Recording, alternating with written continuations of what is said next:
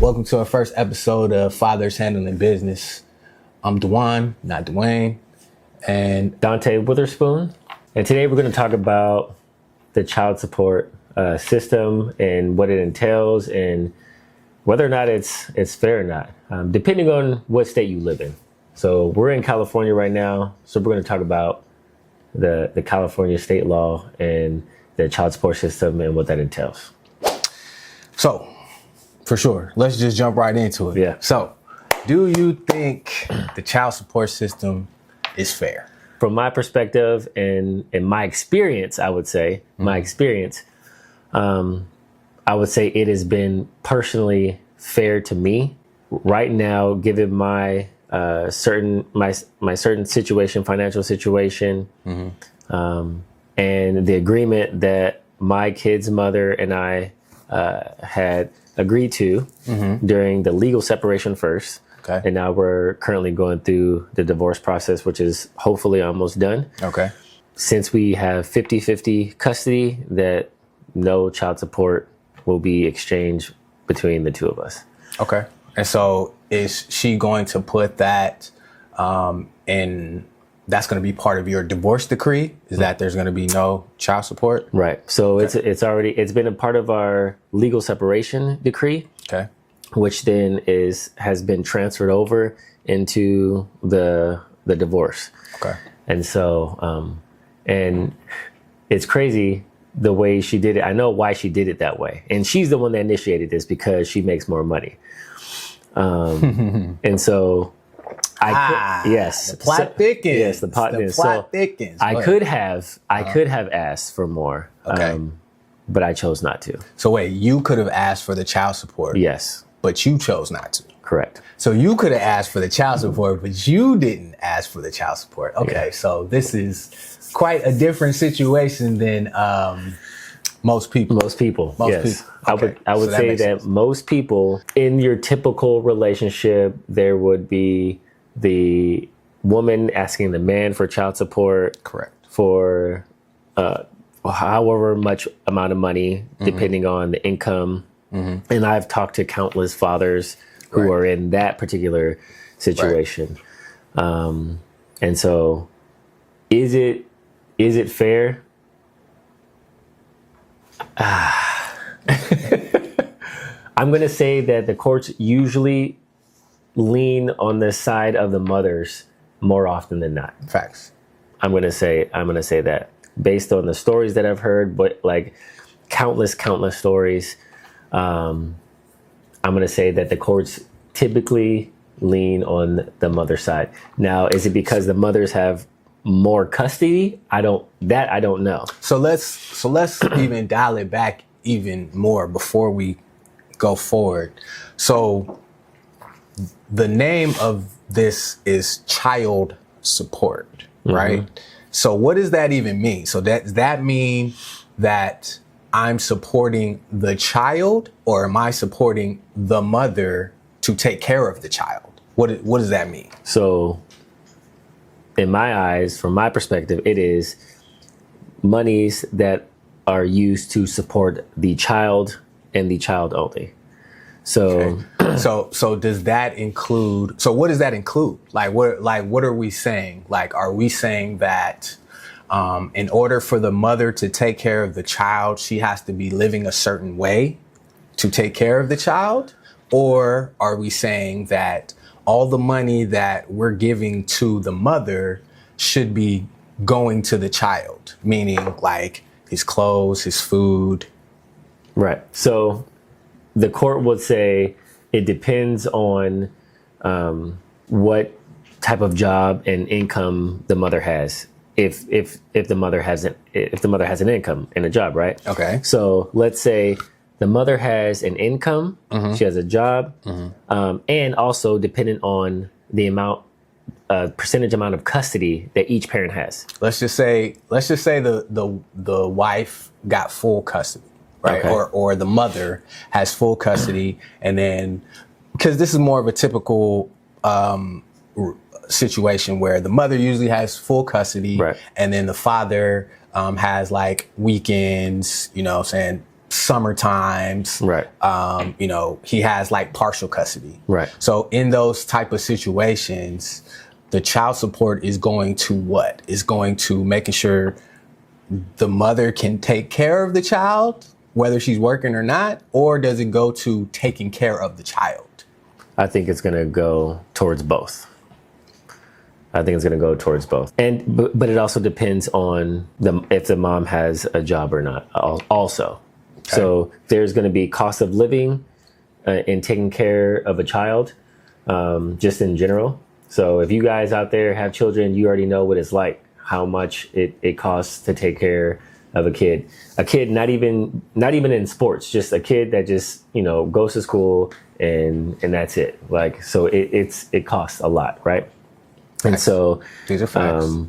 If a mother has full custody and she's taking on the brunt of all those responsibilities, we're talking about food, clothes, all those things, then yeah, I believe that mother deserves, support in that way to take care of the child. So like a place to live now. So should the child support go towards paying rent? I would say a certain percentage. A certain percentage of the child support should go to paying rent. So that means a certain percentage of child support should go to paying rent, clothes, food, all that kind of stuff. So yes. At what point is it the mother's responsibility to take care of these things? See, and that's why I think I think this is where the courts need to do a better job. So they need to account for what that mother's income is, the amount of time, even if you say, okay, the mother has full custody, but the father has like summers and weekends, like that accounts for some type of percentage. So the courts need to figure out what that percentage is and then base how much income will be given to that mother based on, what percentage she has them, based on what percentage the father has them. That's what I believe. Right. But normally that is not the case. That's never the case. That's not what my experience was, right. Or a lot of people who I know is experienced. They basically base it off of the father's income. I know that a lot of it is based off the father's income, right. But they just base it off a percentage of the father's income. Like, you owe this much because you make this much, so we're taking 50% or 40% or whatever percentage each state has.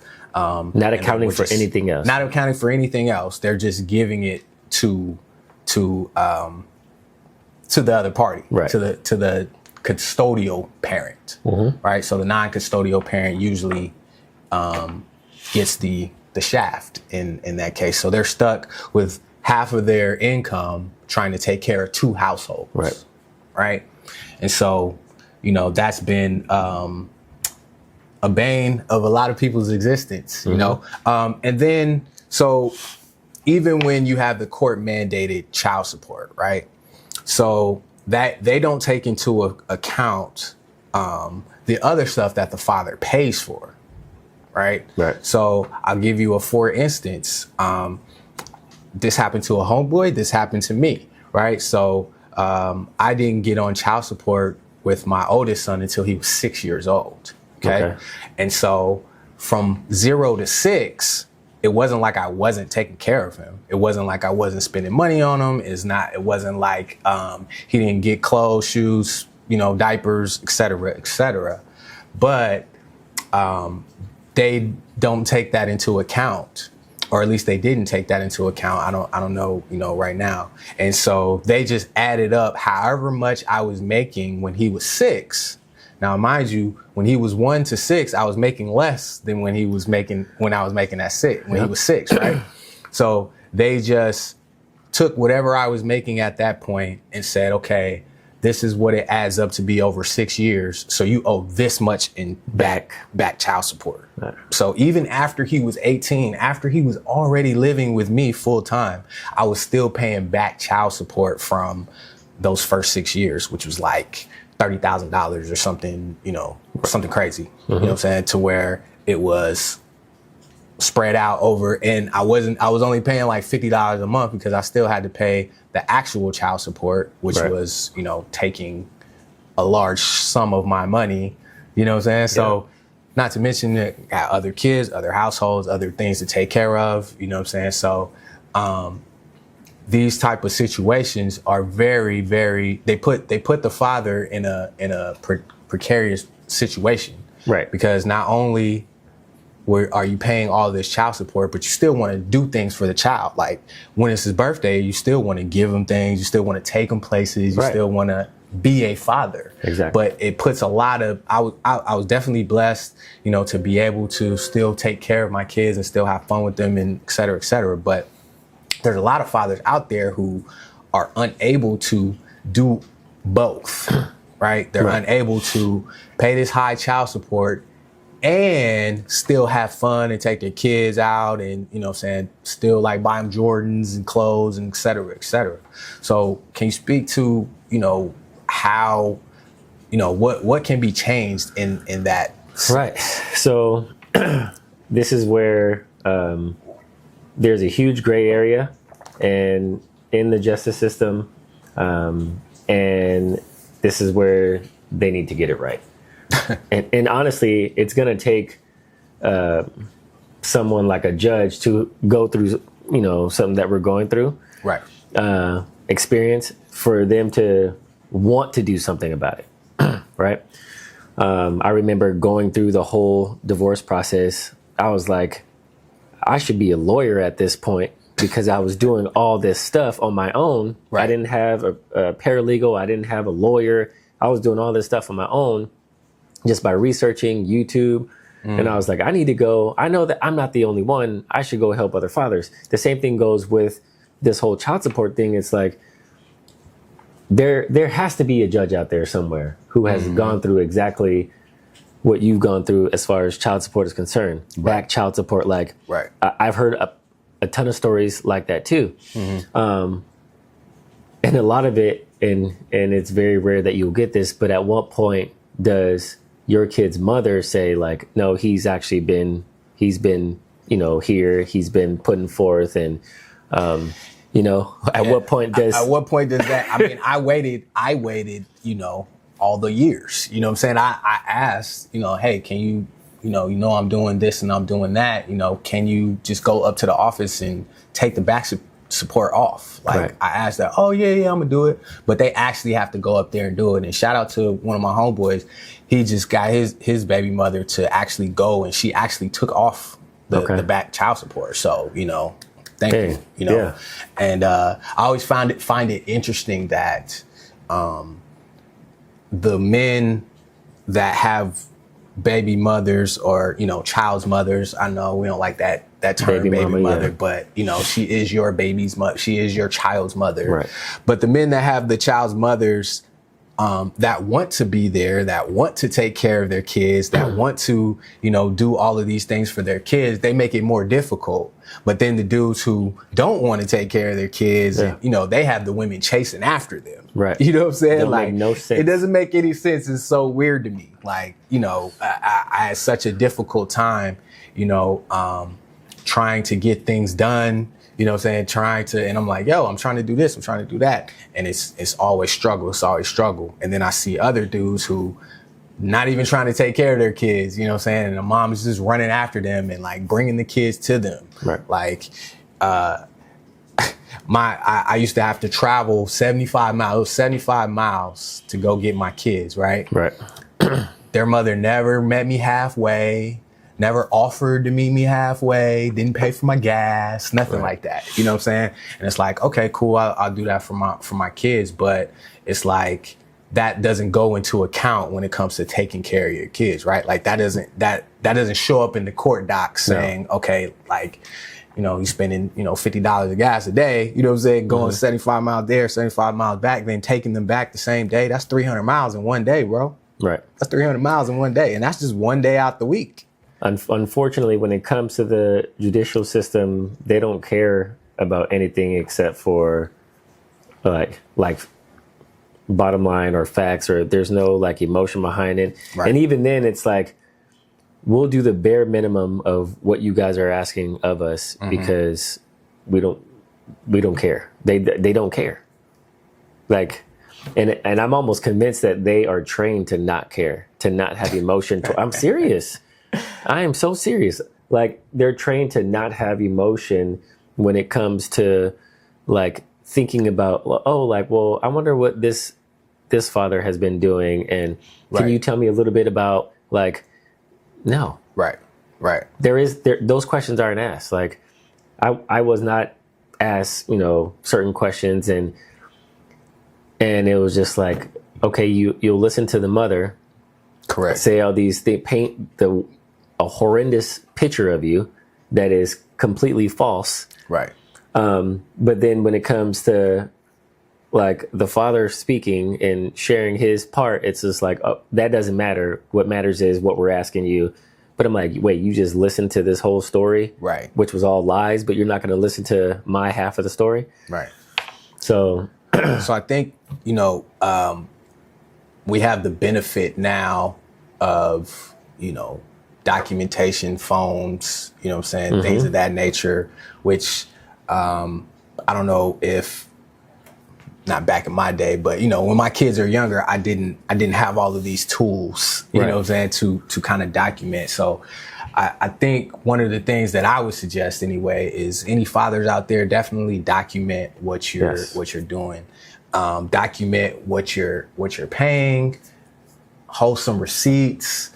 Like I said, I didn't go on child support till my kid was six. And the reason why is because my son's mother was like, I see what you're doing. I'm not going to put you on child support. Right. So she actually said that, like, you're taking care of him. So I have no reason to put you on child support. Right. Okay. And so then her mind changed 6 years later. You know what I'm saying? Do you know why? I don't know why. Okay. I'm sure she has a reason why. I'm sure her account of the story is totally different. I was probably such a bad person in her eyes. You know what I'm saying? So, this is my perspective. So, no shade to her, but, I'm sure that, her mind changed. She started, she got married. She, did other things, and she was like, you know what? Or maybe she felt like I wasn't doing enough for her. Right. Okay. And so she put me on child support, but like I said, they didn't account for all the 6 years. You know what I'm saying? So all that to say, please just keep your receipts. You know what I'm saying? That is important. Document, you know what I'm saying, what you paid, if you are paying her. I mean, now we got Zelle where you can show like, okay, this is what back in the day, I was just doing like Walmart money orders, you know what I'm saying, stuff like that, or just cash, you know what I'm saying? A lot of times it was mostly cash, or I was just buying stuff. But it's a little bit different. Like, you actually have to have a paper trail, because if not, then you don't have a leg to stand on. Right. That's something that I actually have to start doing. Yeah. Just because we're supposed to split all of the kids' extracurricular activities, like medical bills, all that stuff is supposed to be split in half. Okay. Right. And so, but then also, one of the things that she's asked for and got awarded was money that we had in the bank. My story is a crazy story, but she wanted money that we had left in the bank that was left over from the sale of our house. And when she left me with like all the bills, the rent that we're paying on the house, and like the rest of the money that wasn't in the bank, wiped away all her debt, like all school loans paid for $100,000. Wow. New car paid for like $45,000. Like, just wow.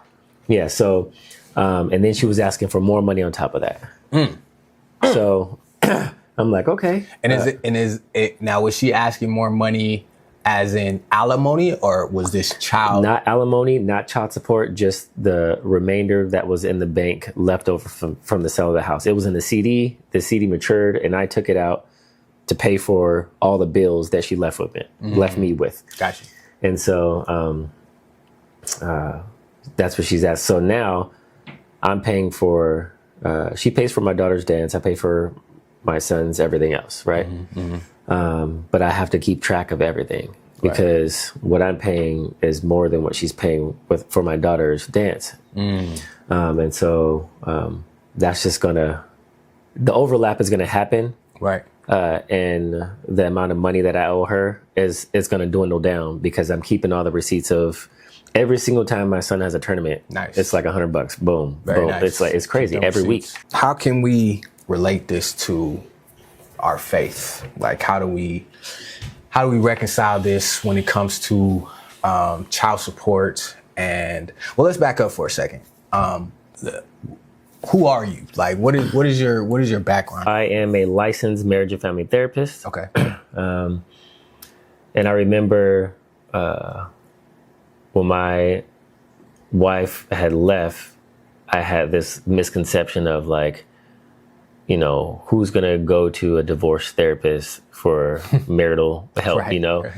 And I remember talking to one of my colleagues, a really good friend of mine, and she said, that just gives you more weight. Like it just, it solidifies you even more as someone who can speak on it because you've gone through it. Right. You know what I mean? Gotcha. The know-hows, the do's, the don'ts, as far as making a marriage work. Gotcha. Right. And Gotcha. so I was very grateful for that because it helped me to continue on doing what I love to do. And so Gotcha. even though currently going through a divorce, it's almost done. I still believe in marriage. Right. And you have 2 kids. I have 2 kids. So- I have 11-year-old son, an 8-year-old daughter. Okay. So you're a father, businessman, a person of faith. Yes, I'm a person of faith. So I'll talk a little bit about that. I would say I gave my life to the Lord when I was 7 years old. okay. And just coming from a family where we always went to church, strong foundation in the Lord. And my faith just grew over time. And then I had my periods of time where a lot of Christians out there would call it backsliding, where I backslid and just kind of did things my own way, live my own life the way I wanted to. Yep. But my foundation in Christ brought me back to him. And so I want to say in college, I would say like after college, a couple years after college, I was asked to help volunteer with student ministries at a church. And I did that for 4 years. And that led into me going into ministry full time. Nice. For 4 years with that church, and then 4 years with another church, helped launch another church. So I was doing ministry. Ministry, I feel like once you're in it, like you're never out of it. Even though I'm doing marriage and family therapy full time, right? You know, I still have a group of men that meet once a week, midweek at my house, and we fellowship and we share our unique stories that God has given us, because we all have a unique story that God has given us to share, so that we can learn and grow from each other. And I firmly believe in that. And that is my ministry right now. Gotcha. That and my first ministry will always be my family. So definitely my kids. Nice. Nice. It's dope. That's dope.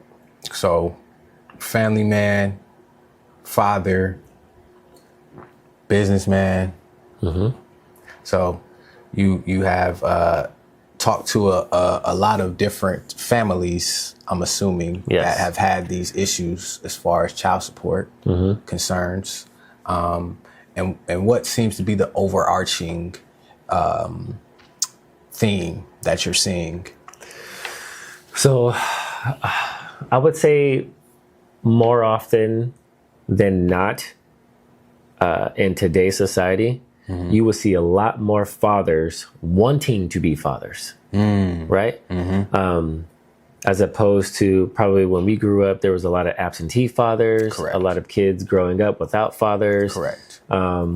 So kids growing up, just a ton of fatherlessness going on.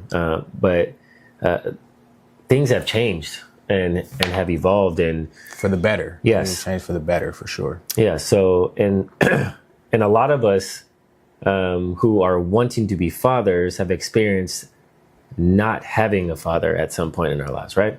Correct. And so we want to correct that and make a change for the better for ourselves and for our kids, but also for the future, so that they know how to be a dad and what it takes to be a dad. And so because there are a lot of men wanting to be fathers, wanting to be a part of their kids' lives, you will have the mothers who, like you just mentioned, who once back in the day would be chasing after the fathers who didn't want to be a part of their kids' lives. Right. They are now seeing like, oh, like, well, I can have, my kids can have a father, and I can have all these things and not be with their father. So it's like almost like, oh, I could have my cake and eat it too. And so their mindset is like, so you're saying the women are saying that they don't necessarily want to be with the father, but they want fathers for their kids. So they're doing a lot more of the leaving. Is that what you're saying? Or is that what you're seeing?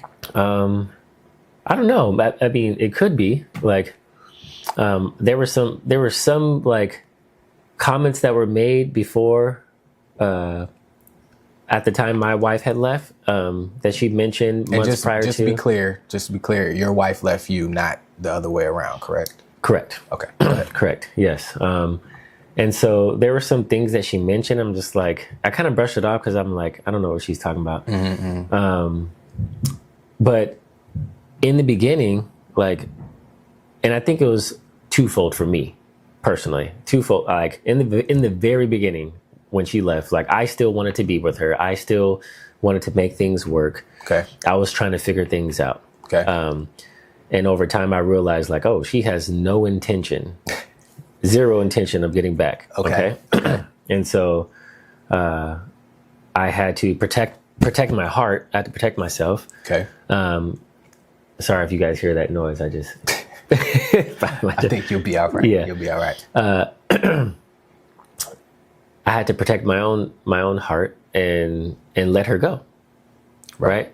So I let her go, but I was not letting my kids go. Correct. Right. And so she knew that. And there were in the beginning, there were huge points in times where she would take advantage of that. So like she wouldn't go out and do her thing. I'm like, do not leave my kids with anybody. You tell me, like, I don't have anything going on. I want to be with the kids. Like, I was devastated not being with my kids every single day. It was like, it's tough. I was depressed. It was very, very, very bad. And I know that it was hard for them too, right? Having to be shuffled back and forth to different homes, the embarrassment. I know that there were times where they were embarrassed that their parents weren't together. Right. Like they had a group of friends that they grew up with and their parents were together, and it didn't feel good. And I knew that because I went through the same thing as a kid. Right. Okay. And so, and I even mentioned this to her when she was saying that she was leaving. I'm like, yo, like, what about the kids? And in her exact words, verbatim, they'll be fine. Kids are resilient. And I'm just like, you don't know what it's like. Like, she never had her dad there. Her dad left when she was, months old, right? Okay. And so she never knew what it was like going back and forth. Right. Knowing that you had a dad and you can see them and you can see him and have a relationship with them, like there was never that for her. Okay. And all she knew was just being with her mom.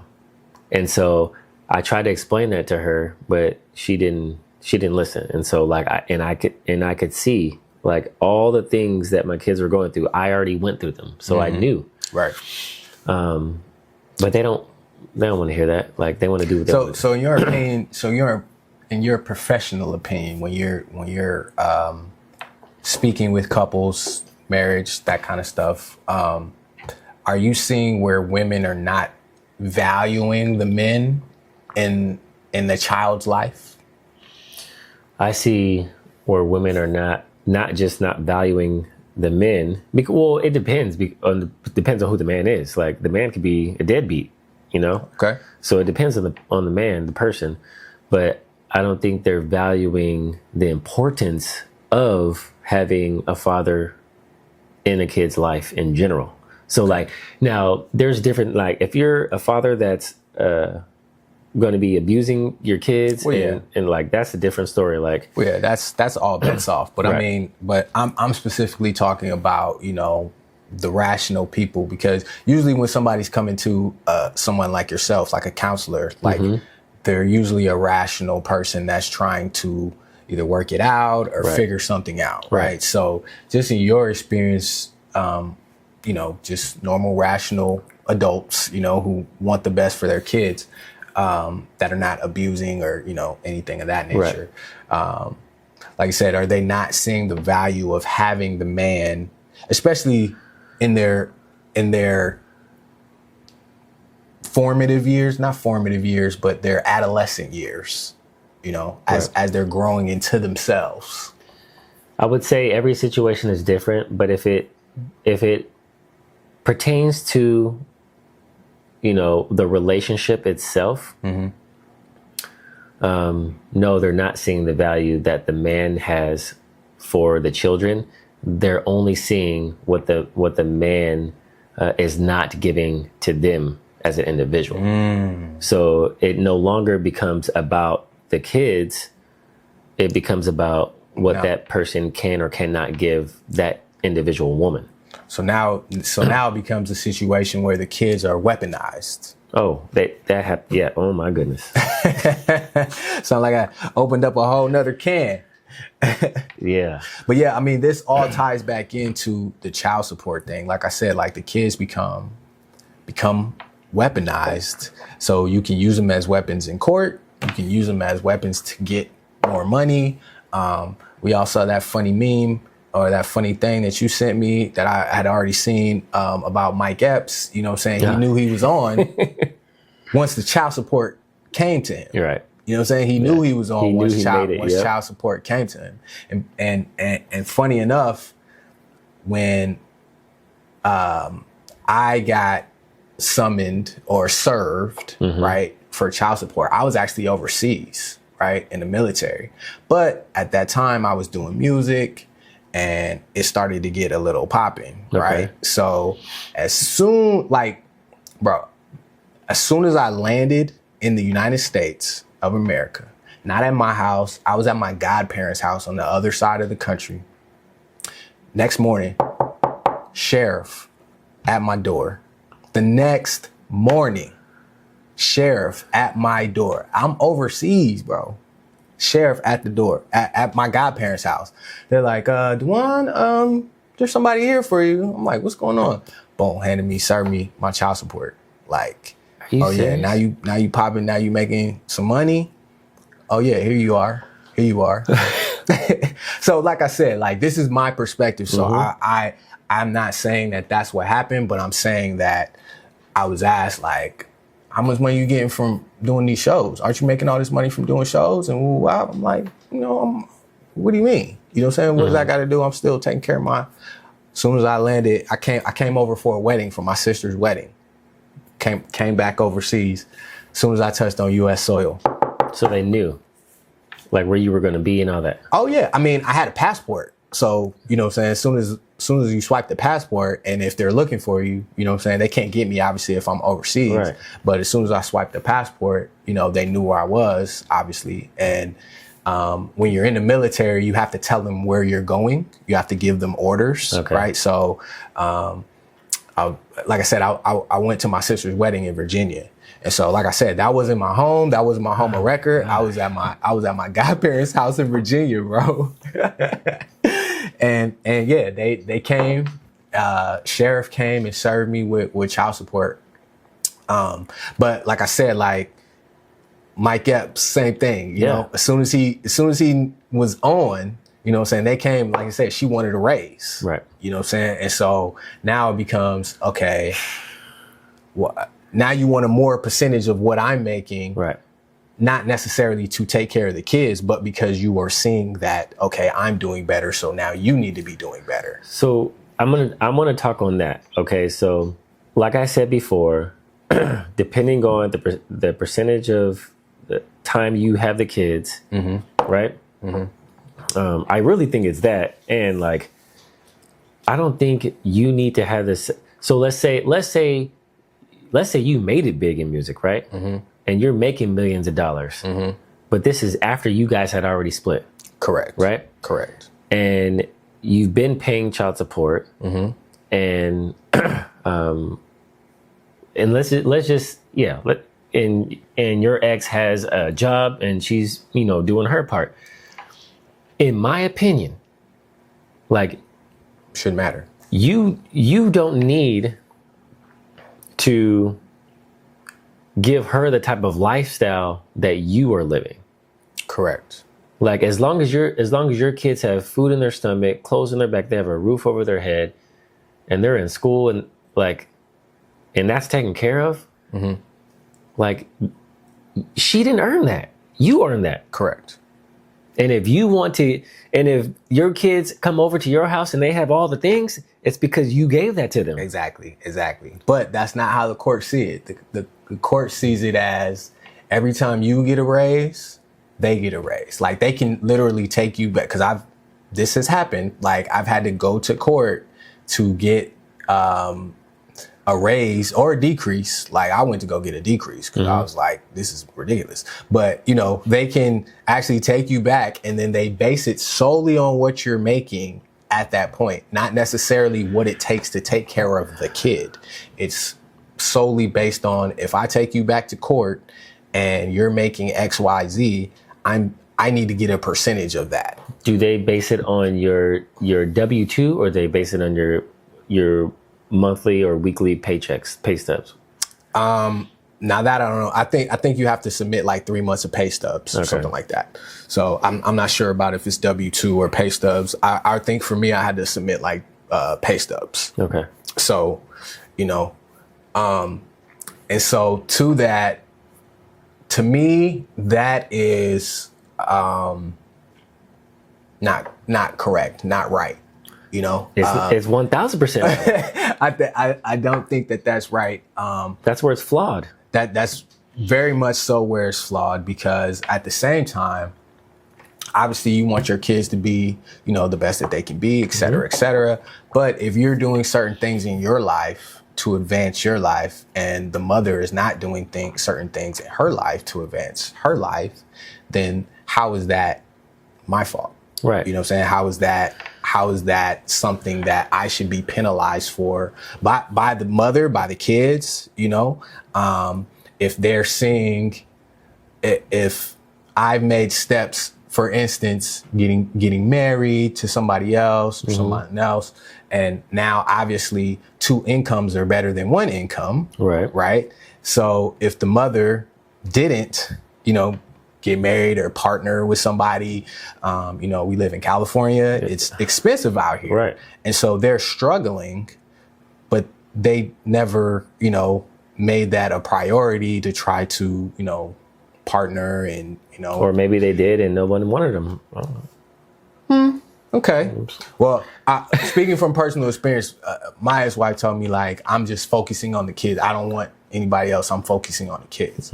Right. To me, that's not a great strategy, because it costs a lot of money to live in California, and it costs a lot of money to raise kids. Yeah. Right. So, being penalized for the decisions that you're making is,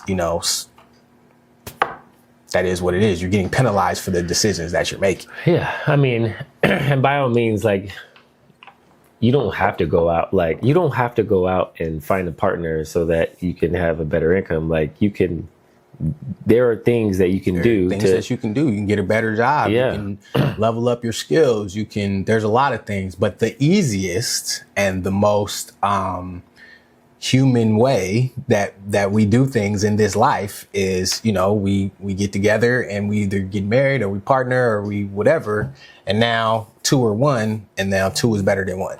that's just basic 1 + 1 math. Yeah.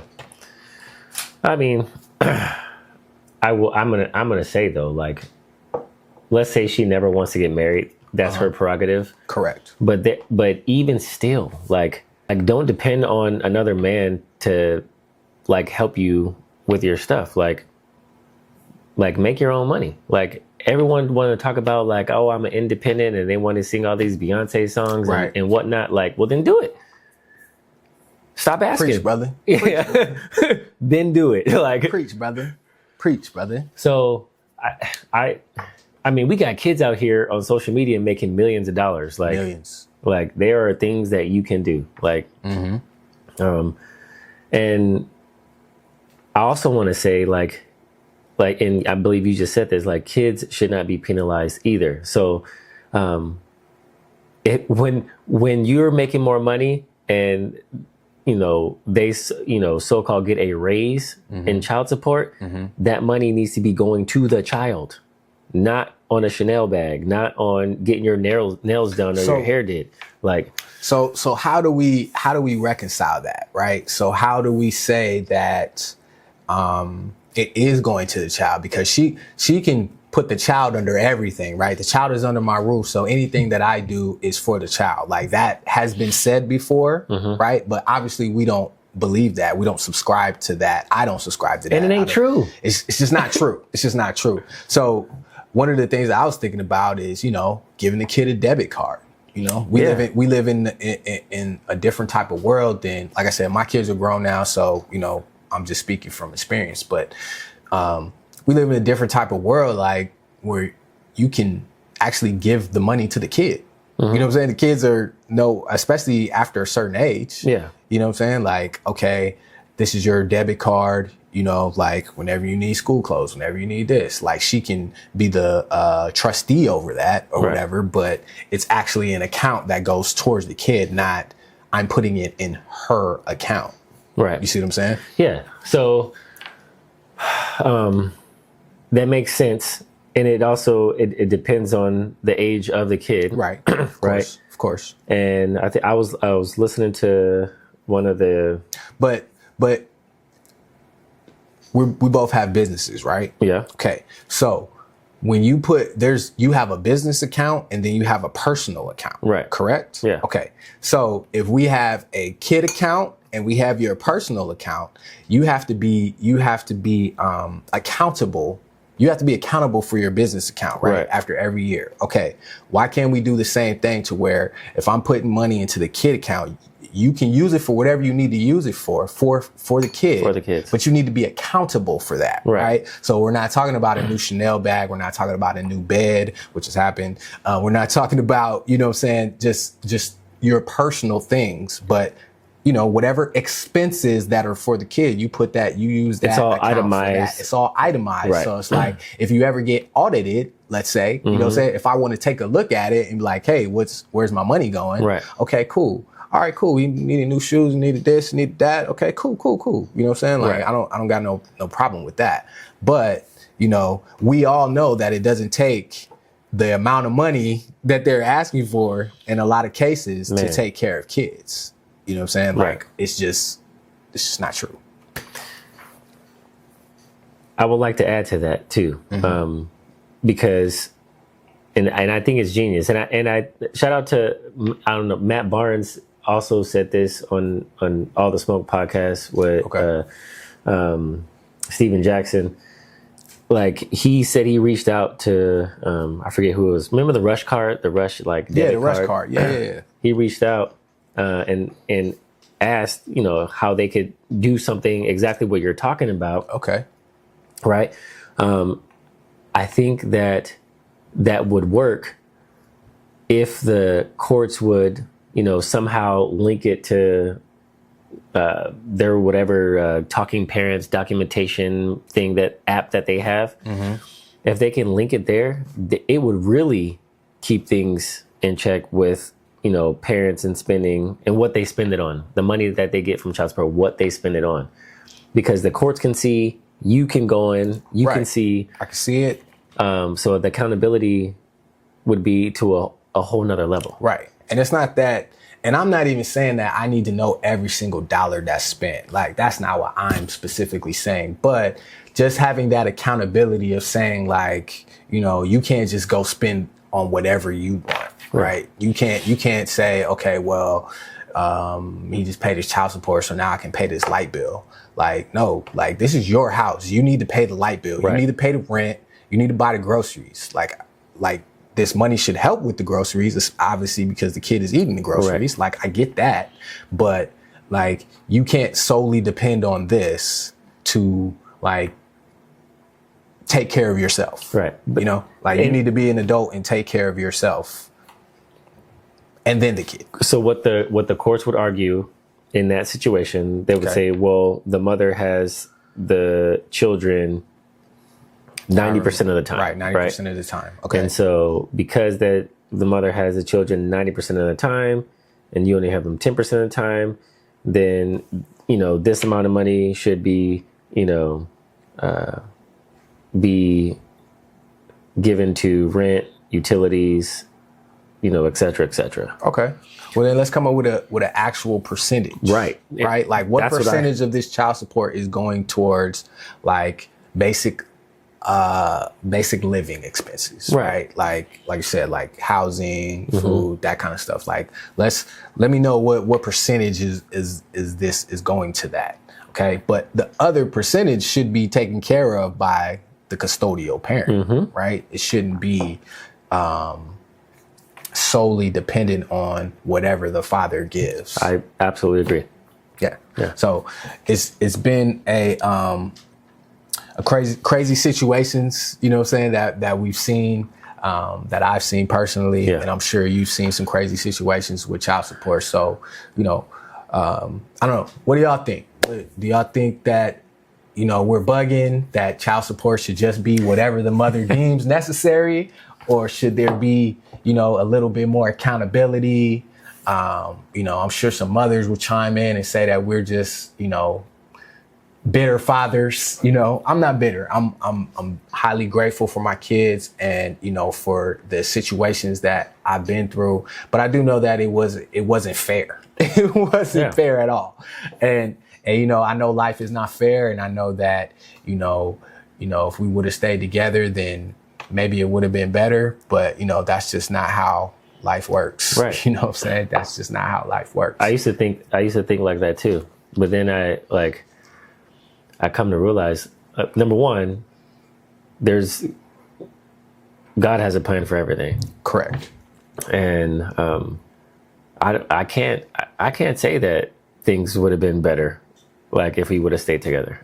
As much as I wanted to stay together. Right. I'm saying, like, as much as I want, like, and I'm saying, I don't think things would have been that much better for the kids. Right. You know, just based on, like, who we were as parents at that time, and how we were raised as kids, and how we were just subconsciously raising our kids the same way without even thinking about it.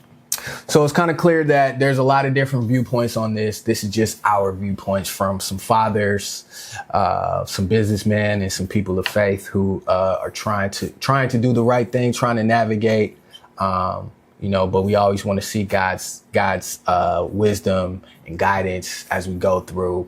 But these are human things. These are, you know, we in a world full of sin. So, you know, these are human things that we go through. It's lots of different points.